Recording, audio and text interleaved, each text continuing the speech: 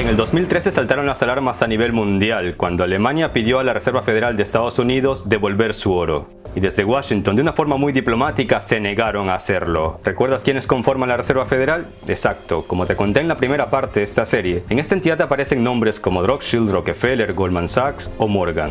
Al escuchar la negativa alemania, países como Holanda olieron algo raro en este asunto e inmediatamente empezaron a mover ficha para repatriar sus lingotes de oro. Y el ejemplo lo siguieron países como Bélgica, Francia o Austria. Pero ¿cómo y por qué muchos países depositan sus reservas de oro en el extranjero? ¿Por qué muchos países le confían gran parte de sus reservas de oro a Estados Unidos? ¿Y por qué cuando lo piden devolverlo se encuentran con un no rotundo? Por otro lado, hay que escuchar las voces de algunos expertos. Algunos creen que en la base militar estadounidense de Fort Knox, lugar que se cree que es el mayor depósito de oro en el mundo, en realidad no hay oro. Otros estiman que hay mucho menos de lo que dicen tener registrado. ¿Cómo es la seguridad en estas bóvedas estadounidenses donde se almacena no solo la mayor parte de oro de este país norteamericano, sino también el metal de decenas de naciones alrededor del mundo? ¿Y por qué ni siquiera el presidente de Estados Unidos puede entrar ahí? Hoy también hablaremos de cómo algunas entidades financieras, entre ellas de Estados Unidos, intentan vender gato por liebre, o lo que es lo mismo en términos financieros, oro, por un barato metal bañado por una fina capa de oro de verdad. China no lo podía creer cuando en el 2009 le llegó un cargamento de lingotes de oro, o bueno, digamos mejor, lingotes de tungsteno bañados en oro. ¿Un cuento chino? No, nada de eso. Digamos mejor, otro cuento estadounidense. Soy Gabriel Bulgakov y en este capítulo hablaremos de oro, de mucho oro, pero también de engaño, de mucho engaño, estafa y manipulación en el mundo de las finanzas. No te vayas, quédate con nosotros que hoy mismo te enterarás de algunos datos impactantes en torno a este metal precioso. Suscríbete al canal para que no te pierdas impactantes documentales y recuerda que también me puedes seguir en Instagram. Encuéntrame como Gabriel Bulgakov. El Imperio del Mal y los Amos del Mundo, séptima parte. Año 2013, el Banco Federal Alemán, comúnmente conocido como Bundesbank, intenta devolver a su territorio las reservas de oro que se encuentran en Estados Unidos. Pero desde la Reserva Federal le rechazan esta petición. Es más, a los alemanes ni siquiera les permitieron visitar las bóvedas en Estados Unidos para comprobar si el oro verdaderamente existía en estado físico. Desde Berlín tenían motivos de sobra para inquietarse, ya que mantenían en territorio estadounidense cerca de la mitad de sus reservas de oro. Y es que las instituciones financieras de Estados Unidos son conocidas por vender lo que realmente no existe. Por ejemplo, en 2012 el banco Goldman Sachs vendía certificados de oro asegurando que estaban garantizados por el oro auténtico en sus bóvedas. Sin embargo, como se supo después, allí no había oro, y el banco estaba trabajando sobre la base de un sistema de reserva fraccionaria. La prensa alemana no podía quedarse callada y empezó a dar voz a los expertos en el tema. No entiendo por qué no nos permiten revisar nuestro oro en Estados Unidos. No soy un teórico de la conspiración, pero el Bundesbank debería tener la posibilidad de revisar sus reservas de oro una vez al año, tal y como ellos lo permiten hacer en Frankfurt. Hans Olaf Henkel, diputado del Parlamento Europeo.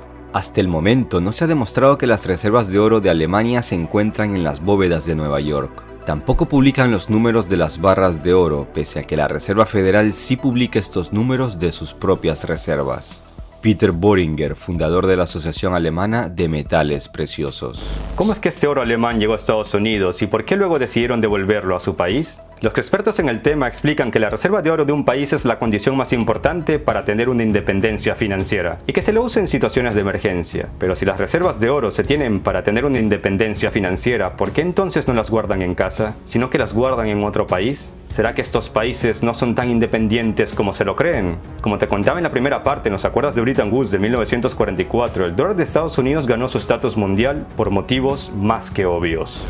En ese momento Estados Unidos representaba más de la mitad de la economía mundial, y el modelo que ellos proponían en líneas generales era bastante racional. La esencia de este modelo se basaba en que el dólar se expandiría por todo el mundo, lo que significaba que cualquier activo en el mundo, o sea, todo lo que se pueda vender o generar ganancias, tenía que valorarse en dólares estadounidenses. Y mientras más activos aparezcan, entonces se podían sacar nuevos dólares al mercado. Tras la Segunda Guerra Mundial y a raíz de los acuerdos de Bretton Woods, numerosos países europeos decidieron confiar parte de sus reservas de oro a la Reserva Federal de Estados Unidos, por temor a que con una eventual invasión soviética la URSS confiscara sus reservas. Así que Estados Unidos, al encontrarse en una posición geográfica privilegiada, lejos de hipotéticos campos de batalla, era el mejor lugar para guardar sus reservas. A esto se suma el hecho de que la moneda de dicho país, el dólar, en aquel entonces era la divisa más estable del planeta, y los estadounidenses prometieron que en cualquier momento se podía cambiar dólares por oro con la cifra fijada en 1944, $35 por onza. Pero como ahora mismo ya sabes y como te lo he venido contando durante toda la serie, este oasis financiero duró unos 30 años hasta que Estados Unidos se dio cuenta de que la cantidad de dólares que habían impreso y regado por todo el mundo sobrepasaba la cantidad de oro existente, es decir, que si todos los poseedores de dólares empezaban a cambiarlos por oro, Estados Unidos se habría metido en un inmenso problema sin salida. No hay que olvidar que los estadounidenses se la han pasado violando los acuerdos internacionales y culpando a otros de todos los males en este mundo. Esto se debe a que al ser la mayor potencia mundial tiene el control sobre las finanzas mundiales desde 1944. Hasta hace unos años Estados Unidos usaba sus métodos diplomáticos, entre comillas, porque detrás de cada palabra hay una sutil amenaza, para decirle a sus socios europeos que no pidan retornar su oro, y ni siquiera exijan la posibilidad de hacer una revisión. Estados Unidos siempre tiene un as bajo la manga. Si las relaciones empiezan a entorpecerse, simplemente pueden bloquear los activos de los países rebeldes, y entonces estos pierden mucho. Por eso, a los aliados de Estados Unidos no les queda más remedio que ser sus vasallos. En realidad, a algunos políticos europeos no les gustan algunas políticas llevadas a cabo por Estados Unidos, pero entienden que es mejor quedarse callado para no ser víctimas de sanciones, bloqueos y congelamientos de activos ilegales, como por ejemplo lo sufre Venezuela. Los estadounidenses guardan muy bien nuestro oro, no tenemos motivos para desconfiar. Intentaban cambiar los ánimos algunos políticos alemanes. Desde el punto de vista de Estados Unidos es muy beneficioso tener el oro de otros países en su territorio, ya que esto demuestra el poder de Estados Unidos para tener el control financiero. Y es justamente eso lo que está pasando en los últimos años. En la actualidad muchos países ya han repatriado su oro, y con Trump los aliados ven algo mucho más que incertidumbre. Tras décadas de acatar las exigencias desde Washington, en el viejo continente se han dado cuenta de que ya es hora de irse independizando, de a poco y con diplomacia, para no hacer enojar al gran señor. Holanda, junto con otros países vecinos, repatriaron sus reservas de oro hace un par de años. Y Alemania, después de tanta lucha, logró repatriar su oro desde Estados Unidos a mediados del 2017. Pero mientras estos países estaban entretenidos en una lucha por repatriar su oro, Rusia estaba comprando oro de manera impulsiva. Muchos analistas estiman que desde Moscú presagian una crisis global y con una gran reserva de oro podrían salir a flote durante los días negros. Por otro lado, comprar oro cuando este está a bajo precio es la estrategia más simple en el negocio de la compra-venta, ya que sería un gran negocio en el futuro al poder venderlo a un precio mucho más elevado. Cuando los europeos se dieron cuenta de esta jugada rusa, Putin ya estaba comiendo caviar y entonando canciones a sus anchas. Pero es que Rusia no solo multiplicó por 10 sus reservas de oro durante la última década, sino que también redujo considerablemente el porcentaje de bonos del tesoro estadounidense. Los expertos lo tienen claro. La carrera por el metal precioso y esa forma sutil de deshacerse de los bonos es el intento del Kremlin de independizarse del dólar. No te vayas, que ahora viene lo más interesante. Según datos oficiales, Estados Unidos tiene las mayores reservas de oro del mundo. Estamos hablando de unas 8.133 toneladas. Según estos datos oficiales, el segundo lugar lo ocupa Alemania, con unas reservas estimadas en 3.369 toneladas. ¿Sabes quién ocupa el tercer lugar en este ranking? Nada más ni nada menos que el Fondo Monetario Internacional, con 2.814 toneladas. ¿Pero tiene realmente Estados Unidos todo este oro en físico? ¿Nos tiene engañados demostrando tan solo estos datos en papel? Vamos a intentar averiguarlo. Fort Knox es una base militar de Estados Unidos donde se encuentran las bóvedas de oro más profundas y mejor resguardadas del mundo. Paredes de granito protegidas por varias gruesas capas de hormigón llevan unas pesadas compuertas que para abrirlas es necesario un código especial, y cada compuerta es responsabilidad de un guardia con su respectivo código. El código completo que da acceso a la entrada de la bóveda final, donde se encuentra el oro, no lo sabe nadie. En caso de un ataque se activan unas seguridades automáticas y dentro es posible vivir con electricidad, agua y comida por varios años. Muchos creen que las bóvedas de Fort Knox de Estados Unidos ya fueron vaciadas en los años 70. Nathan Lewis, autor de libros sobre oro. En 1972 muchos medios de Estados Unidos empezaron a dudar de que en Fort Knox hubiese el oro que decían que había. Y para tranquilizar a la sociedad mundial, desde la Reserva Federal de Estados Unidos se permitió a varios periodistas entrar a Fort Knox. El objetivo era que los periodistas desmintieran todos esos rumores al mostrarle las barras de oro que había dentro. No obstante, algunas dudas siguieron en pie, ya que no permitieron entrar a especialistas para que verificaran la calidad del metal. Luego cerraron las puertas y nunca más se las volvieron a abrir a la prensa. Es decir, desde 1972 ni los propios estadounidenses han visto las reservas de oro que supuestamente se guardan ahí. ¿Recuerdas que en el capítulo 5 hablábamos de Strauss-Kahn y sus planes de cambiar las reglas del juego en el mundo de las grandes finanzas? Pues bien, todo parece indicar que en el 2011, antes del escándalo sexual que te detallé en dicho capítulo, Strauss-Kahn empezaba a dudar de que en Fort Knox hubiese todo el oro que decían que había, ya que una suma considerable que el FMI debía recibir a inicios del 2011 por parte de la Reserva Federal se estaba retrasando, según varios informes. Ahí no hay nada, asegura este autor de libros sobre el oro cuyos prólogos escribe nada más ni nada menos que Steve Forbes. Este escritor también cree que el escándalo sexual de Strauss-Kahn, que te relaté en el capítulo 5, fue una puesta en escena para sacarlo de las esferas del poder. Ahora mira cómo más o menos funciona el esquema del oro en Estados Unidos. Un banco toma oro prestado de la Reserva Federal y al recibirlo lo pone en venta y envía estos certificados a Fort Knox. Según estos papeles, el oro se encuentra en Fort Knox, pero en realidad hace mucho tiempo que ese oro se encuentra vendido en un lugar muy lejano.